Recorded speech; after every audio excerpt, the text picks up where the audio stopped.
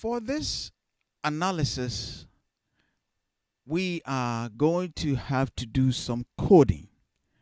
And the way you do the coding is this. This is your data.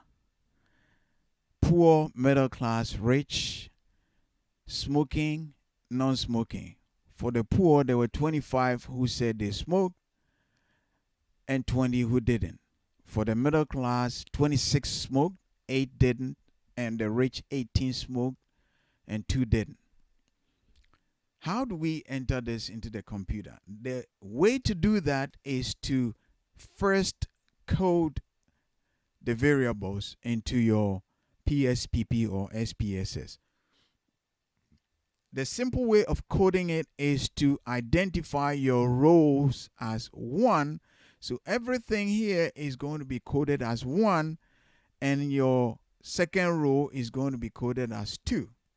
And then your columns are 1. Everything in this column is going to be coded 1. This is 2. Everything in this column will be coded 2. And this is 3. Everything in this column will be coded 3. So if we consider row 1 and column 1, the number there is 25. So row 1 at the bottom here in green, row 1 and column 1, the number is 25. Row 1 and column 2, the number is 26. Row 1, column 2, 26. The third one, row 1, column 3, the number is 18. Row 1, column 3, the number is 18. Then we come to the second row, row 2, column 1, the number is 20. So 2, 1 is 20. Row 2, column 2, the number is 8. 2 and 2, 8. And the third one, row 2, column 3, the number is 2. So we have used coding scheme for these observed numbers that we got for the socioeconomic status of these individuals and whether they smoked or did not smoke. Now with this, we are going to translate this green part after we have coded them into the software, whether it's PSPP or SPSS. Now remember, the rows were coded 1 and 2. As you can see, under rows we have 1s and 2s.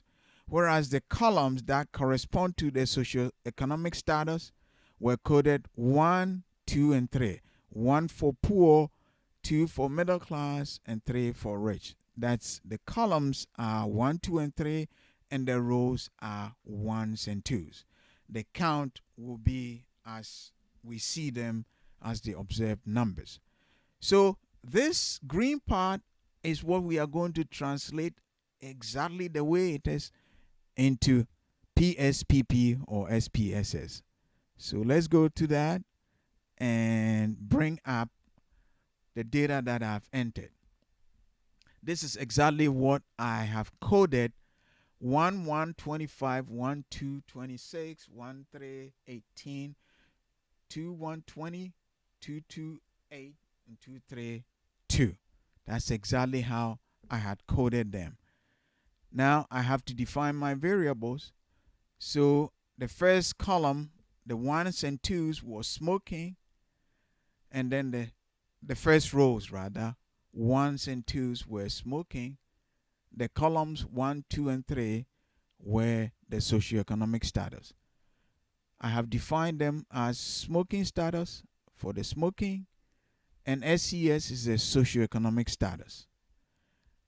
Now, the most important thing that you need to do before the analysis is to look here. I have coded 1 as smoker. So I put 1 here, I type 1 in this first box here, and then define it as smoker. And having done that, I click add to put it at the bottom here.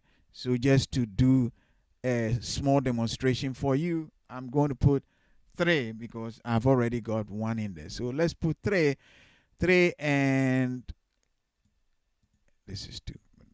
Let's put 3, and let's put a name none. If there was anything like that, none. And if I click add, it's going to put the 3 here. But of course, in this analysis, I don't have a 3. So I'm going to remove it. All right. But this is how I got the numbers and the labels here. So that is how you put the value labels in. It's very crucial you do that. The next thing that is important is to know the measure. Remember, when you have coded something either as 1 or 2, you are saying that people belong to one category or the other category. So it is nominal variable. Then we come to the SES, socioeconomic status. And again, you are either poor, middle class, or rich. So again, that too, you have to put the label there as socioeconomic status, and then you have to give the value labels. Again, if we click on that,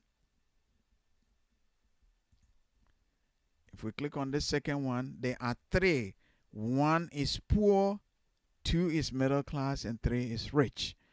And when you have defined it, you just click OK.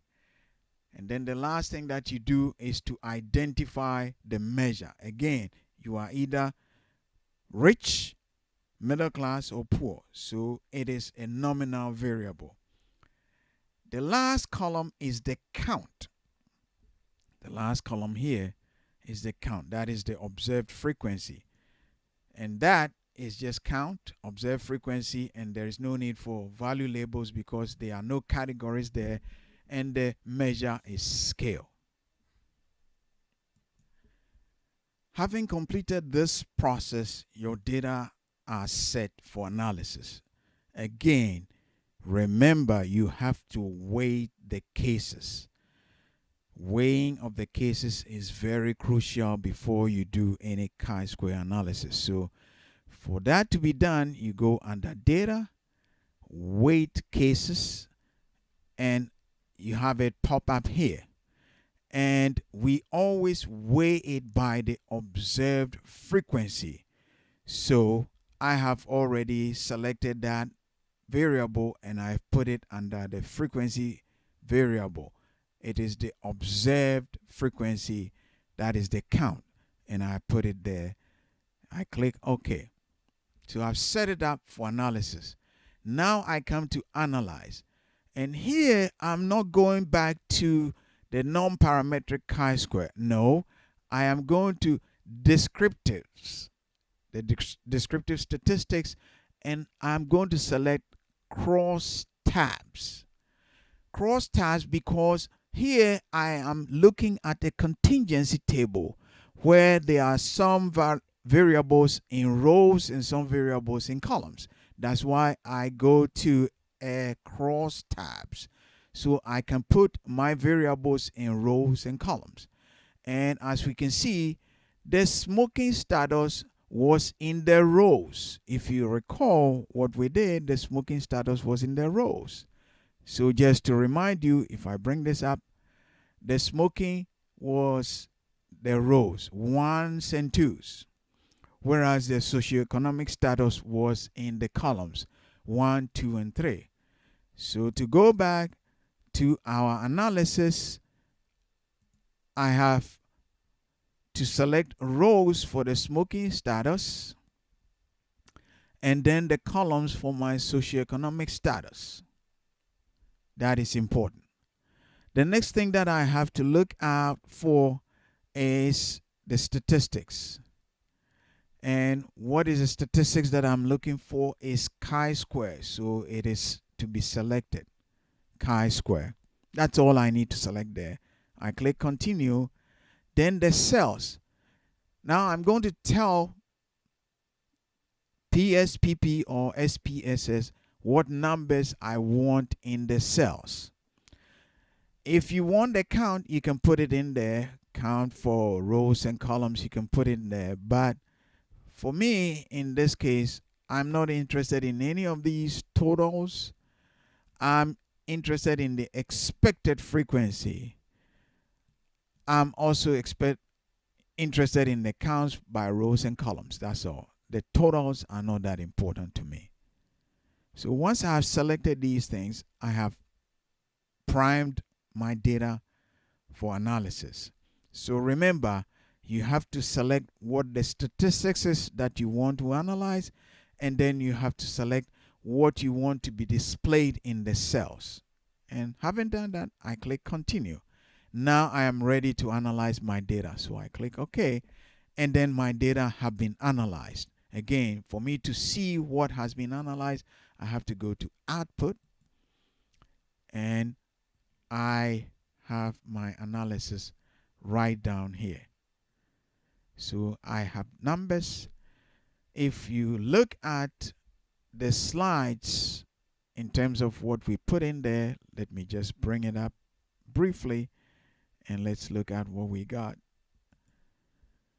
31.36 for first row and first column, 23.7 all the way until the end.